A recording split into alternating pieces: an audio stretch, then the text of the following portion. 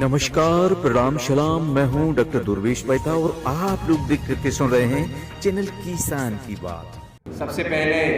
मैं अपनी तरफ से और अपने नेता अपने पिता आदरणीय शिवपाल सिंह यादव जी की तरफ से आपसे क्षमा चाहूँगा कि आज के कार्यक्रम में निश्चित ही आदरणीय शिवपाल सिंह यादव जी को रहना था, लेकिन किन्हीं कारणों से स्वास्थ्य की वजह से कल उन्हें एकाएक लखनऊ जाना पड़ा। और संयोग ही होता है इस कार्यक्रम में ऐसा कोई मेरा निमंत्रण या कार्यक्रम नहीं था पहले, लेकिन ये मैं अपना सौभाग्य ही मानता हूँ कि आप जैसे इंटेलेक्चुअल्स, आप जैसे लोग जो समाज को आगे बढ़ाने में और वो समाज जो पूरी तरीके से वंचित रहा उसको आगे बढ़ाने में देश भर में अपना योगदान देते हैं। आज उनके बीच में अगर मुझे आने का, अपनी बात रखने का मौका मिलता है तो ये अपने सौभाग्य, अपने आप को गौरवान्वित ही महसूस कर रहा हूँ। मुझसे पहले कई बातें कही गई, सामाजिक न्याय की बात की गई और लगातार हमने देखा है, चाहे वो 2024 का चुनाव भी क्यों ना रहा हो, सामाजिक न्याय, समाज को आगे बढ़ाने की बात समाजवादी पार्टी ने भी आदरणीय राष्ट्रीय अध्यक्ष अखिलेश यादव जी ने जो पीडीए का नारा दिया था, मैं समझता हूं ये उस पीडीए की नारे की सफलता थी कि जो समाजवादी पार्टी प्रदेश की पार्टी थी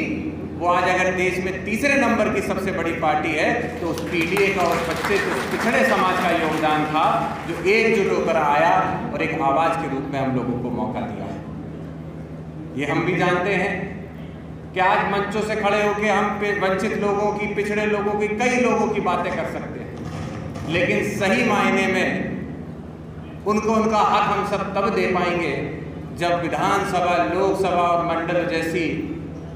बड़ी बड़ी संसदों के अंदर हम अपने लोगों को भेज सकें, अपना वक्तव्य रखने के लिए, अपनी समस्याओं को रखने के लिए। उससे बड़ा योगदान कोई नहीं हो सकता। जो बात कही गई हमें याद है, उस समय भी नेताजी थे और किस तरीके से बहुत विरोध हुआ एक समय पे जब नेताजी ने निर्णय लिया कि आदरणीय स्वर्गीय फूले देवी जी को चुनाव को लड़ाना चाहते, तो एक वर्ग ये भी था जो इसके विरोध में था, लेकिन नेताजी की छवि, नेताजी की कार्यशैली हमेशा ऐसी रही कि अगर कोई निर्णय किया, अगर कुछ सोचा तो उसको कर गुजरने की भी पूरी ताकत नेताजी ने रखी। उसी का परिणाम था कि एक ऐसी महिला जिसको समाज से छिन्न भिन्न करके अलग रख दिया गया हो, उनको इस देश की सर्वश्रेष्ठ संसद के अंदर भेजने का काम अगर किया तो नेताजी ने किया था। साथ ही मैं आपको भरोसा दिलाता हूं और हमने कई कार्यक्रमों में जाते हैं। आज का जो एक चिंतन शिविर है इसके अंदर कई विषयों पर बात होगी। मैं समझता हूं कि हम लोगों को कई बार कहने से ज़्यादा सुनने की आदत होनी चाहिए। तो ऐसे शिविर के अंदर मेरा प्रयास ये रहेगा कि जो बातें आप लोगों के बीच से निकल के आती हैं,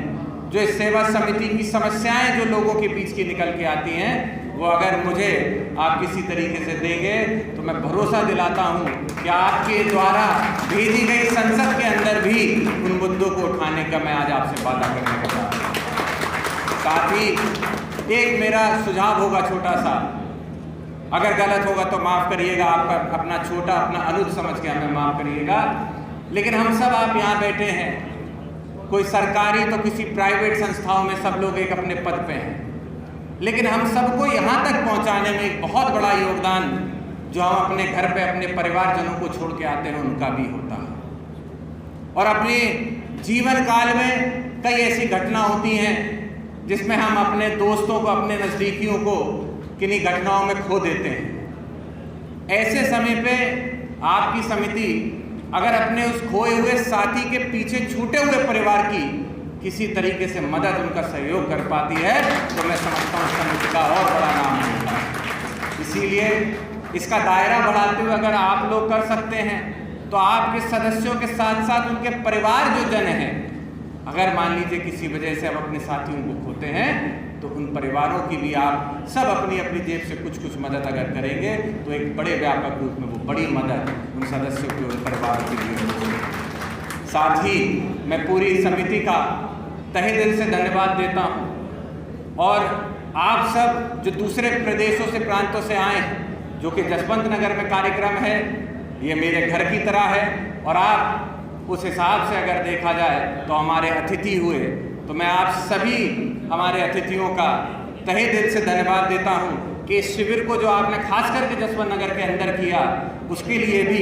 मैं आप सबका तहे दिल से धन्यवाद देते हुए अपनी वाणी को विराम देता हूँ। जय भारत, जय समाजवाद। नेताजी।